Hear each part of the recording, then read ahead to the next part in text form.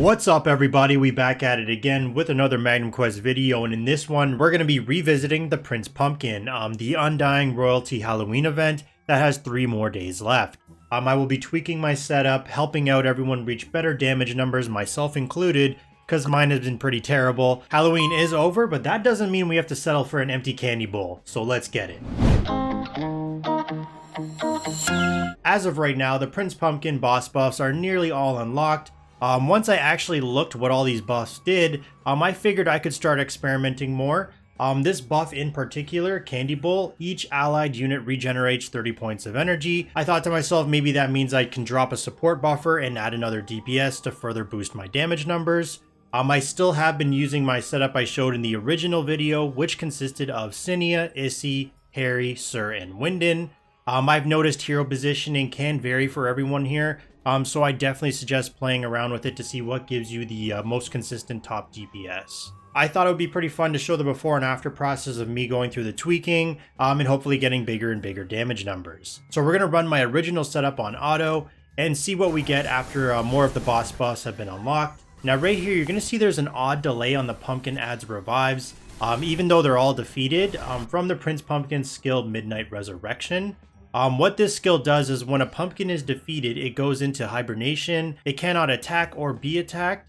Once all pumpkins are defeated, Prince Pumpkin resurrects them, so to speak. This is why the damage results are all over the place, because this looks like an apparent bug that many have mentioned to me. Also, depending on when each pumpkin HP is gone, ideally for the perfect run, you're going to want to have all the pumpkins be defeated at the same time to get a consistent flow of damage, because that's going to factor into having varying damage results. As you can see on my screen, it's been a while since they've got their HP back, which means I'm losing out on DPS. Another thing with Harry on this boss is he's walking around doing his trick-or-treating, frustrating the crap out of me, moving all over the place, and this is due to Prince Pumpkin's skill Trick-or-Treat.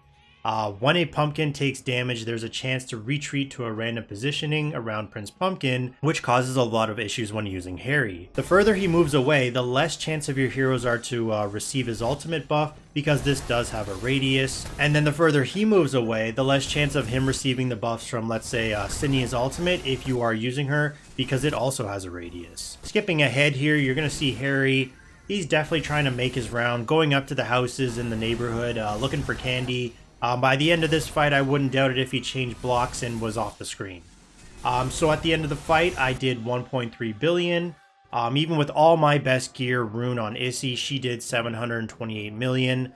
You can see Sir is nearly right behind her with 659 million. My Sir is in the gold tier of the star map, while my Issy is just on the first node of the bronze tier. I barely have done anything with her, so this is probably not even making a huge difference. What I've heard is Derla does really well, so let's try out Derla. Now, I never used Derla. I haven't even touched her star map. I don't even remember the last time I used her because I've stopped doing faction dungeons with Shadow. But after a couple boss buff unlocks, I was told Derla started to outshine Issy. But obviously this does depend on your hero investment, like your star map, your gear, your runes. But let's try her out instead of Issy and see what we can do. Alright, so we are back now. I did all the swapping, gear, runes from my Issy to Derla, and let's see what this can do. Skipping to the end screen of the damage, we were able to hit 1.2, almost 1.3 billion. Looking at Derla's damage, she was able to do 719 million. Basically same as Issy did, while Sir did 599 million. And even Wyndon bumped up a little bit in damage. But this also has to do with RNG, whether that's referring to how many times he was critting, to how little of a delay those pumpkin adds had from reviving. Now, because we have a lot of those boss buffs, Harry or Cinia, or even both, may not even be needed anymore. So removing Harry, I was told, seemed to fix the pumpkin delay problem using auto. Plus, he was just too random in terms of where he ends up walking to. So there's just lots of issues with him regarding this boss. Before skipping to the end of the fight, I just wanted to watch the pumpkin adds a bit to see if removing Harry did help solve the issue, and it does look like they were reviving at a faster rate when they were all defeated, so that may be something to consider for your setup.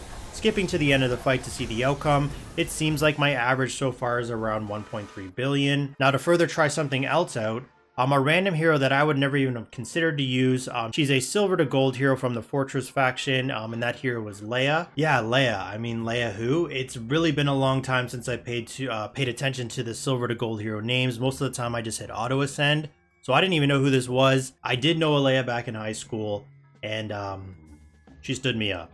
Anyways, this is her, and I put all my top agility gear on her, since the setup doesn't have any others to utilize it. I didn't want to put any other runes on her, because due to my limited resources, at the moment they are used on others. You don't need a high ascended Leah. You don't need a high ascended Leah. I've seen players just use one silver copy of her.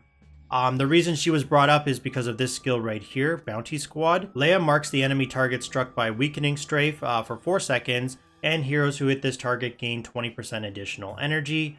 If we look at what Weakening Strafe is, it's an AoE skill, area damage. So because of the pumpkin adds, it's easy to apply and stack up with your AoE damaging heroes like Derla, Issy, Sur, and Winden. So going back to the setup, let's try dropping Cinia for Leah and see how her energy gain is.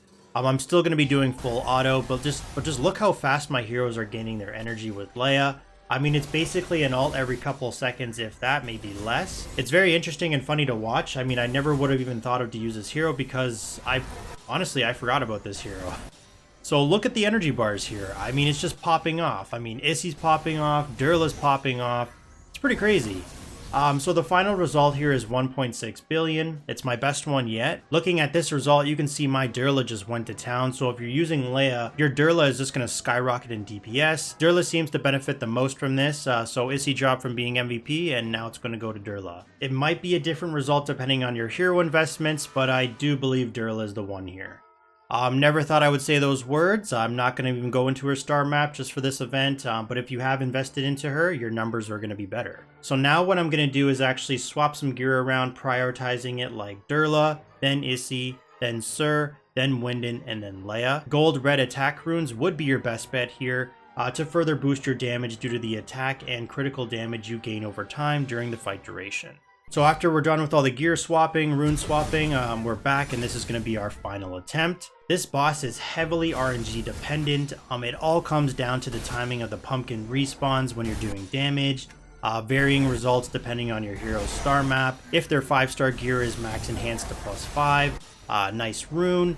So retrying this fight many times will warrant different results. I also encourage you to play around with the hero positioning to see what works best for you. Skipping to the end of the fight here, this gave me my first 2 billion damage, which I'm pretty happy about. It's a top damaging setup for me, which is where I stopped because the amount of retries I had to go through for this was just too many. I've said it before, I'm just a casual player. I'm not really too concerned with like being at the top.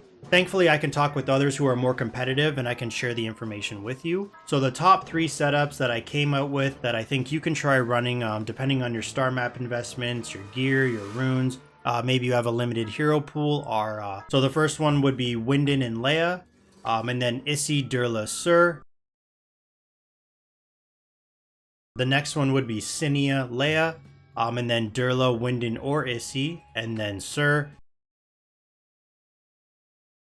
And then Harry, Cinia, Winden, Issy, or Derla, but like I said, Derla performs better with Leah, and then Sur.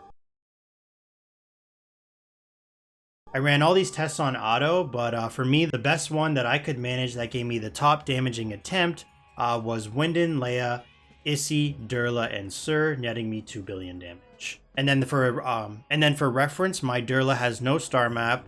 My Issy has barely any star map, like I said, the first node of the bronze tier, and then my Winden has no star map. So for me, this event, based off the heroes I've invested into, it's just not going to work. It's not for me. It seems for the high damage competing at the top rankings, depending on the setup you choose, you're probably going to need those 3 heroes silver tier or better.